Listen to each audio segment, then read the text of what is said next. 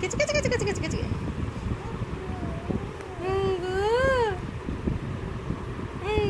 రోహిత్ అనే తీసుకొచ్చాడు అన్న డ్రెస్ నీకు.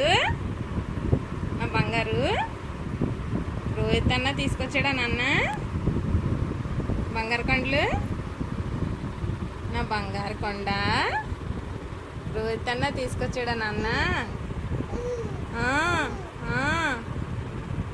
రోహిత్ అన్న తీసుకొచ్చేసాడా. భలే ఉంది నాన్న డ్రెస్సు, భలే ఉందిరా.